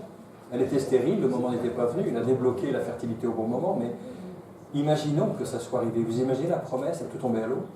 Tout tombé à l'eau. En même temps, est-ce qu'il aurait accroché l'attention d'Abraham si sa femme n'était pas d'abord stérile? Si. Lui dire je te ferai une grande nation, prospérité, etc. Ça veut dire la force de la promesse. Voilà. C'est pour ça qu'il est Dieu, parce que c'est le Dieu de l'impossible, certes. Alors ça, on ne sait pas. Mais ça rend en tout cas sa foi encore plus admirable, parce que le défi est encore plus grand. Tu auras des descendance alors qu'il sait qu'elle est stérile. Mais imaginez ça. C'est intéressant quand même. Hein. Donc là, on pourrait se dire, bon, c'est un faux pas. C'est pas glorieux pour Abraham. Et puis il reprend l'histoire où elle s'est interrompue. Vous voyez au chapitre 13, il est dit, Abraham remonta d'Égypte vers le midi, lui, sa femme, et tout ce qui lui appartenait, et Lot avec lui, toujours là. Abraham était très riche en troupeaux, en argent et en or. Écoutez bien, il dirigea ses marches du midi jusqu'à Bethel, jusqu'au lieu où était sa tente au commencement, entre Bethel et Haï, au lieu où était l'autel qu'il avait fait précédemment. Et là, Abraham invoqua le nom de l'Éternel. Il est allé de Bethel vers le midi. Là, on nous dit, il part du midi vers Bethel. Alors ça, dans nos vies, ça devrait nous parler. À chaque fois qu'on rencontre Dieu, qu'on l'invoque, qu'on est au pied de la croix, et qu'on fait un écart, il faut revenir à l'endroit où on a planté notre autel au départ, et reprendre l'histoire où c'est interrompu. Le Seigneur, c'est le Dieu de la deuxième chance, de la troisième chance, de la quatrième chance, tant qu'on peut dire aujourd'hui. Mais Abraham, qu'est-ce qu'il a fait? Il a dit, c'est là que je suis sorti, j'ai fait une sortie de route. C'est là que j'ai dévié. Je reprends le point où je me suis consacré, où j'ai invoqué Dieu, et je recommence à cet endroit-là. C'est ça qu'il faut que nous, on fasse dans nos vies. On revient à la croix, tout le temps. Les bras de Dieu sont toujours ouverts. Donc si on a fait un petit tour en Égypte, faites le chemin inverse, revenez au pied de la croix. Demandez pardon, reconsacrez-vous. Et Dieu, il est dit, notre Dieu qui ne se lasse pas de pardonner. Qui ne se lasse pas de pardonner. Et Abraham, c'est ce qu'il a fait. Il invoqua le nom de l'Éternel. De toute façon, les autels, c'était toujours des amoncellements de pierres. Oui. Et en fait, on dit toujours que c'est le premier mémorial entre le contact entre Dieu et l'homme. Oui. Et en fait, mémorial veut dire mémoire, se souvenir de là où on est. Oui. Et donc, c'est tout à fait logique. C'est complètement logique. Alors, je vais redire pour le micro ce que tu as dit. Les autels étaient constitués par un amoncellement de pierres. Et c'était constitué comme un mémorial. D'ailleurs, on dit encore aujourd'hui, je crois dans le langage courant, on dit, ah ben dites donc, cette réunion est à marquer d'une pierre blanche, pour se souvenir. Et donc c'est un mémorial, et donc il revient à l'endroit de sa mémoire, là où les choses, cette invocation avec Dieu avait commencé. Et il reprend l'histoire là où elle était. Et je cherchais ce verset-là, qui doit rester en tête. Vous savez, parfois, on trouve nos solutions très ingénieuses, très intelligentes. On dit ça c'est bien. Mais ça, c'est la sagesse de l'homme. Dieu a d'autres plans. Donc, ce verset, vous savez, on devrait l'avoir en permanence devant les yeux. Confie-toi en l'Éternel de tout ton cœur, pas d'une partie seulement. Ne t'appuie pas sur ta sagesse. Reconnais-le, Dieu, dans toutes tes voies, et il aplanira tes sentiers. C'est lui qui va le faire. Telle voie paraît droite à un homme, mais son issue, c'est la voie de la mort. Il y a beaucoup de projets dans le cœur de l'homme, mais la réponse vient de l'Éternel. Donc, à vue humaine, comme disait Sébastien, il a agi en homme responsable. À vue humaine, descendre en Égypte paraissait être la bonne solution. Vous voyez les conséquences? Il récupère Agar et avec tout ce qui va se passer derrière, sans compter les années perdues. Parce que ça a retardé la promesse d'autant. Hein? Bien. Il voyage. Il voyage avec Lot de nouveau. Et voilà, là, à un moment, il fallait que ça arrive. Qu'est-ce qui se passe? Qu'est-ce qui se passe? La contrée était insuffisante pour qu'ils demeurent ensemble, car leurs biens étaient si considérables qu'ils ne pouvaient demeurer ensemble. Je ne sais pas, mais des dizaines de milliers de têtes de moutons, de brebis, etc. Vous imaginez les prairies qu'il faut pour nourrir tout ça. Donc c'était un vrai problème. Et là, il y a une querelle entre les bergers d'Abraham et les bergers et troupeaux de Lot. Il nous est dit que les Cananéens et les Phéréziens habitaient dans le pays. Si vous vous rappelez bien, au verset 6, un peu plus haut, 12-6, il est dit que les Cananéens étaient alors dans le pays. Pourquoi c'est précisé et redit ici? Les Cananéens étaient dans le pays, chapitre 12, verset 6, et puis là on vous redit, les Cananéens et les Phéréziens habitaient alors dans le pays. On dirait que ça tombe un peu comme un cheveu sur la soupe. Pourquoi il dit ça maintenant alors qu'il parle des querelles? C'est quand même étrange. À votre avis? Alors comment? J'ai pas entendu. Ah oui, c'est ça, ils prenaient leur terre. Ça veut dire qu'il lui donne un pays qui est occupé quand même. Dieu promet un pays à Abraham, mais qui est déjà habité, déjà occupé, des Phéréziens et des Cananéens. On en reparlera plus tard de ces peuples-là. Hein. Et on verra ce que Dieu dit. Abraham dit à Lot, qu'il n'y ait point, je te prie, de dispute entre moi et toi, ni entre mes bergers et tes bergers, car nous sommes frères. En fait, ils ne sont pas frères au sens état civil d'aujourd'hui, mais ils sont de la même branche. Hein. Tout le pays n'est-il pas devant toi? Sépare-toi donc de moi. Si tu vas à gauche, j'irai à droite. Si tu vas à droite, j'irai à gauche. Vous savez, à un moment, il y a séparation. Il y a séparation. Quand il y a le charnel et le spirituel qui sont côte à côte, ils ne peuvent pas se mélanger. C'est pas possible. il y a forcément un moment de séparation. Et on voit finalement la motivation de Lot, elle est au verset 10. Qu'est-il écrit? Lot leva les yeux et vit toute la plaine du Jourdain qui était entièrement arrosée. Avant que l'Éternel ait détruit Sodome et Gomorrhe, c'était jusqu'à Tsoar comme un jardin de l'Éternel, comme le pays d'Égypte. L'Égypte, c'était le grenier à blé de l'Orient, hein, c'était extrêmement florissant. Est-ce que quelqu'un peut prendre la Bible et aller dans la deuxième épître aux Corinthiens, dans le chapitre que je vous montrerai?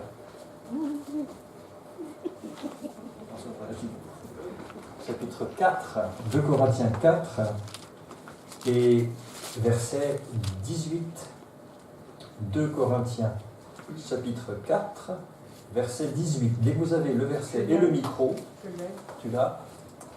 Alors, bien fort, peut-être que ce sera capté pas. Et nous, et nous ne portons pas notre attention sur les choses visibles, mais sur les réalités encore invisibles, car les réalités visibles ne durent qu'un temps, mais les invisibles demeurent éternellement. Voilà. Alors, je vais le relire dans la version seconde, mais bon, c'est la même idée.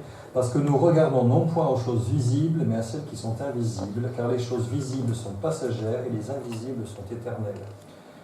Le regard d'Abraham, il allait beaucoup plus loin que les plaines. C'est pour ça qu'il me dit, tu veux aller à droite, j'irai à gauche. C'est pas le problème. Mais Lot, qu'est-ce qu'il a fait? Il a regardé la rétribution immédiate, il a regardé la plaine. Et vous avez vu où est-ce qu'il s'est installé quand même? Ouais. Ça, c'est le périple d'Abraham. Si ça vous intéresse, je vous le redonnerai. Ur, Haran, Sichem, l'Égypte, retour à Bethel. Et je vous ai mis les différents versets que nous avons lus qui traduisent cela. Alors, quand on vous dit Tsoar, alors Tsoar, c'est intéressant. En Jordanie, vous avez la plus ancienne carte géographique sur ce qu'on appelle la Terre Sainte, en fait, le Moyen-Orient qui se trouve en Jordanie. On appelle ça la carte de Madaba. Donc c'est une céramique pas mal abîmée quand même. Vous voyez, ça, ce sont les parties qui restent. Donc elle est protégée, mais il y a des écritures en grec, elles datent de la fin du VIe siècle, et on a très clairement le nom de Tsoar dedans. Donc elle est attestée, cette ville. Tsoar qui veut dire petit.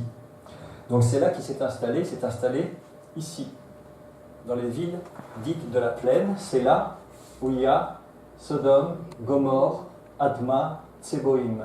C'est en fait ici, sur la pointe sud de la mer Morte, et quand vous regardez tout autour, c'est extrêmement luxuriant. Donc c'est là que Lot s'est installé. Et on verra avec quelles conséquences. Lot choisit pour lui toute la plaine du Jourdain, et il s'avança vers l'Orient. C'est ainsi qu'ils se séparèrent l'un de l'autre. Alors on pourrait penser qu'il est sorti de l'histoire, Lot, mais on va le retrouver dans pas très très longtemps, et pas forcément dans des circonstances très, très glorieuses. On arrive à la fin de cette section. Il est dit qu'Abraham habita dans le pays de Canaan, et Lot habita dans les villes de la plaine, et dressa ses tentes jusqu'à Sodome. Alors, intéressant, ce sont des bergers, ce sont des itinérants. On dresse ses tentes, donc on s'établit, on marque une pause. Et on va voir plus tard qu'après s'être établi, il est allé dans la ville. Puis après avoir été dans la ville, il s'est retrouvé à la porte de la ville, c'est-à-dire au conseil municipal. C'est progressivement que la compromission s'est faite pour Lot. On va retrouver ça, vous allez voir. Et là, les gens de Sodome étaient méchants et de grands pécheurs contre l'Éternel. Alors, à propos de Sodome et Gomorrhe, on va en parler au chapitre 5, je crois, si je ne dis pas de bêtises. Ah non, c'est 6, chapitre 6. On va parler de destruction de Sodome et Gomorrhe, et on va entrer en détail. Qu'est-ce qui se passait exactement dans ces villes-là? Qu'est-ce qu'on en entend habituellement dire? Mais qu'est-ce que dit la parole de Dieu par rapport à ces villes-là? Le point qui est mis en avant en premier, vous avez vu, ça n'est pas la corruption sexuelle, etc. C'est méchanceté. La méchanceté. Et la méchanceté, c'est un trait de caractère que Dieu abhorre tout particulièrement. La méchanceté. Qu'est-ce que dit le Christ aux Juifs qui sont autour de lui? Si vous, méchants comme vous l'êtes, vous savez donner de bonnes choses à vos enfants, combien plus votre Père vous donnera-t-il le Saint-Esprit à ceux qui le leur demandent? Et on voit des épisodes comme ça, où des villes, chez les Benjamites par exemple, dans le livre des Juges, où une ville a été châtiée à cause de la méchanceté de ses habitants. C'est quelque chose que Dieu a dans le collimateur, la méchanceté. C'est le caractère même de Satan, si vous voulez. Il n'y a pas plus proche de son caractère à lui que la méchanceté. Donc, très sobre, Dieu dit, ils étaient de grands pécheurs. Contre l'Éternel, contre Dieu. Quand on pêche, vous savez, celui qui est visé, c'est toujours le Seigneur. Il y a même un proverbe mystérieux qui dit, mais quand un homme s'irrite, c'est quand même contre l'Éternel. Même si on se dit athée, vous savez, on dit moi je ne crois pas en Dieu, mais on passe son temps à blasphémer. Donc pourquoi on parle d'un Dieu qui n'existe pas si on est cohérent avec soi-même? Il y a un problème. Même l'homme, il a dit même l'homme dans sa fureur glorifie l'Éternel. C'est un proverbe un peu mystérieux, mais c'est toujours contre Dieu. On avait parlé du psaume 51 et de la repentance de David avec l'affaire Bathsheba. Qu'est-ce qu'il dit? J'ai péché contre toi seul. Et j'ai fait ce qui est mal à tes yeux. Bien. Qui a le micro? Là, tiens, Sophie. Tu vas lire jusqu'à la fin du 14 à 18, s'il te plaît. L'Éternel dit à Abraham, après que Lot se fut séparé de lui, lève les yeux et du lieu où tu es, regarde vers le nord et le midi, vers l'Orient et l'Occident. Car tout le pays que tu vois, je le donnerai à toi et à ta postérité pour toujours. Je rendrai ta postérité comme la poussière de la terre, en sorte que, si quelqu'un peut compter la poussière de la terre, ta postérité aussi sera comptée. Lève-toi, parcours le pays dans sa longueur et dans sa largeur, car je te le donnerai. Et il y a un petit bout là. Abraham leva ses tentes et vint habiter parmi les chaînes de Mamré qui sont près d'Hébron, et il bâtit là un autel à l'Éternel. Merci. Alors, si vous avez bien compté, combien a-t-il bâti d'autels?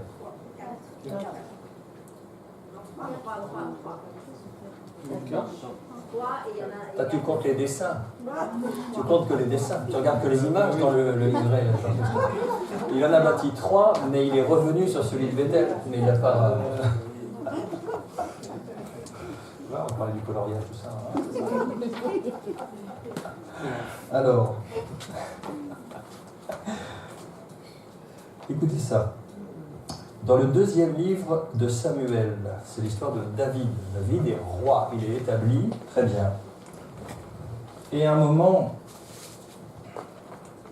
il leur dit, il est écrit, la colère de l'Éternel s'enflamma de nouveau contre Israël. Il excita David contre eux en disant, va, fais le dénombrement d'Israël et de Juda. Alors, le roi, il appelle son général, Joab, il était chef de l'armée, il lui dit, bon, parcours toutes les tribus d'Israël, depuis Dan jusqu'à Beer-Sheba, et qu'on fasse le dénombrement du peuple et que je sache à combien il s'élève.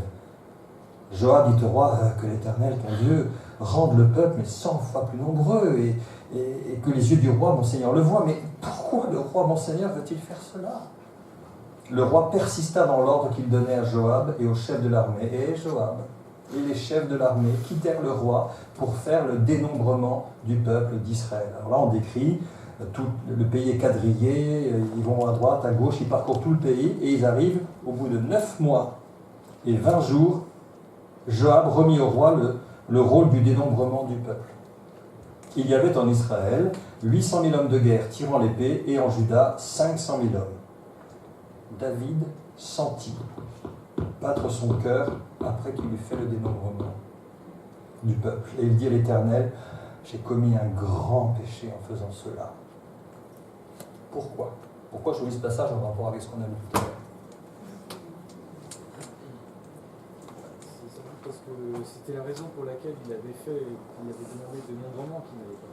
Oui, c'était la raison pour laquelle il avait demandé le dénombrement qu'il n'y allait pas, virgule, donc. C'était pour se glorifier. Et voilà, il voulait connaître sa puissance en tant que roi. Mais qu'est-ce que Dieu avait dit à Abraham?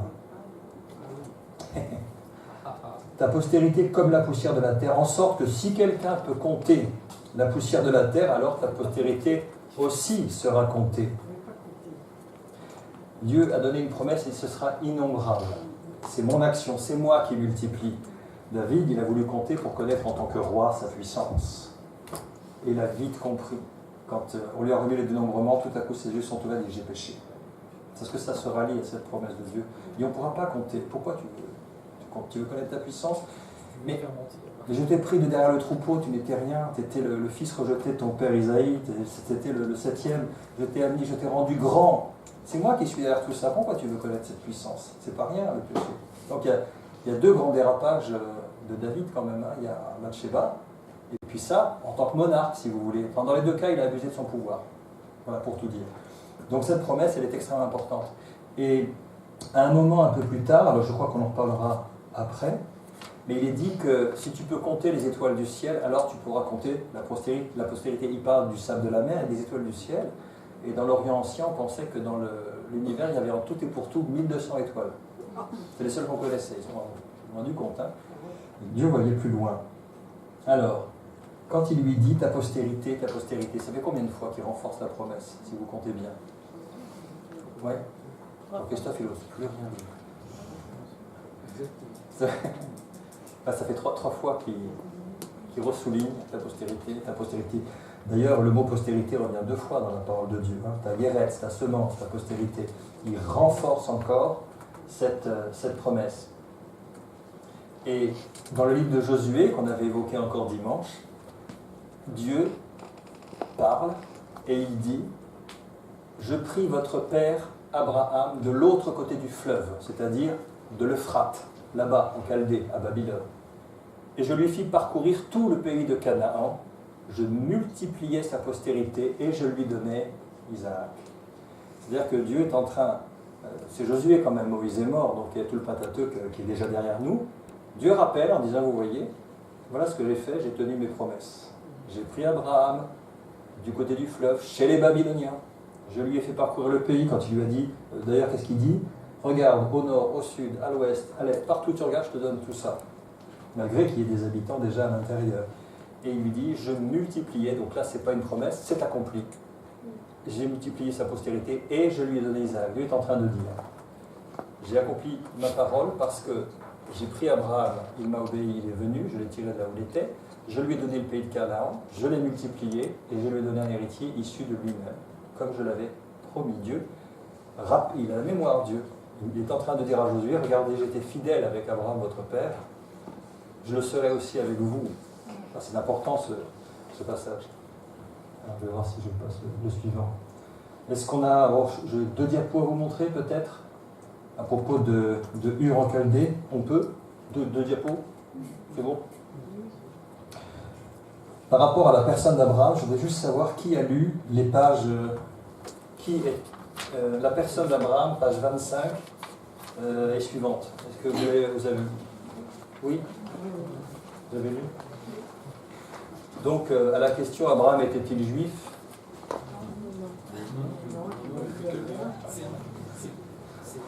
C'est un non-sens. C'est un non-sens. Qu'est-ce qu'il était, Abraham, alors? Si vous avez bien suivi. Il était babylonien. Abraham était babylonien.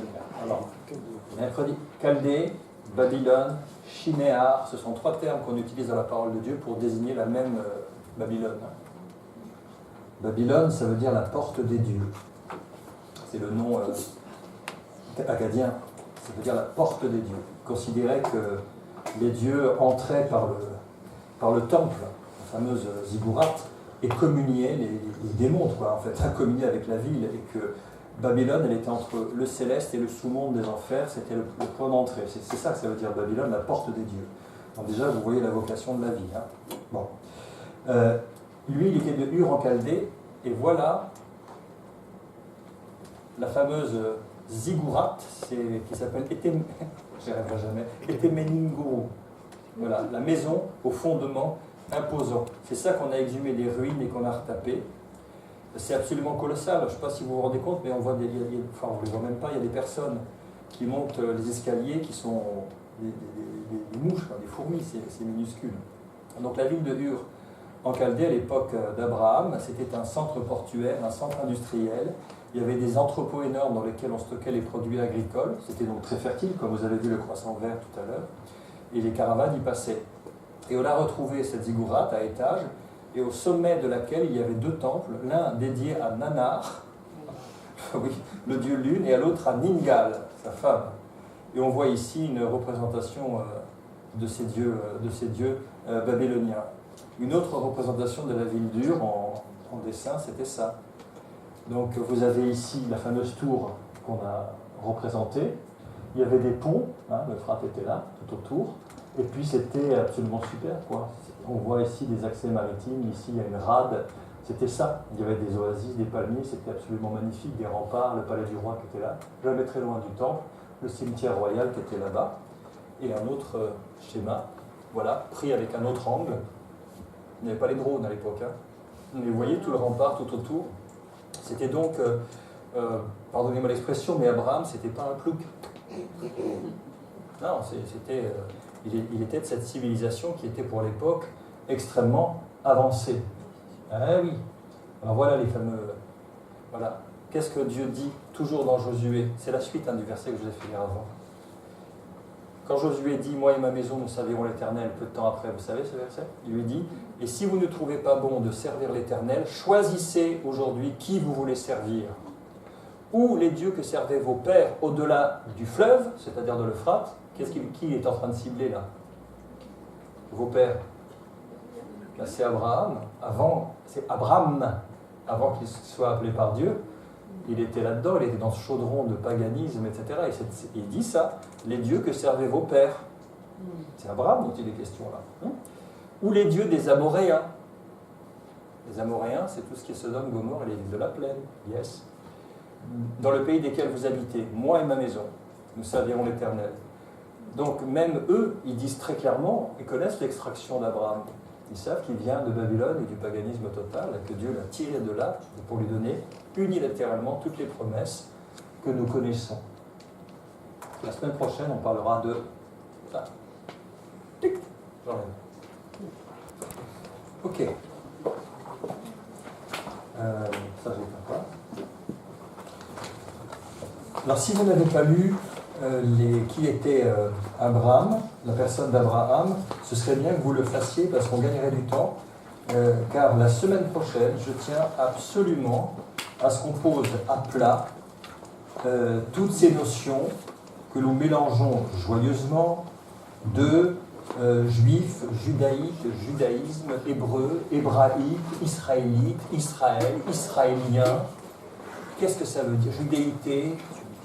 On mélange tout ça dans un shaker et puis on ne comprend rien. Pourtant, les mots ont un sens. Il est extrêmement important de comprendre tout cela. Donc la semaine prochaine, on reprendra sur la personne d'Abraham, on va faire un focus sur lui et on va parler, vous allez voir que l'histoire nous rattrape encore aujourd'hui. Qui veut bien, ou qui se sent poussé à prier pour que le Seigneur nous accompagne et qu'il continue à travailler dans nos cœurs? Je ne vais pas désigner qui que ce soit, mais si vous vous sentez poussé, prenez le micro, levez-vous et invoquez le Seigneur.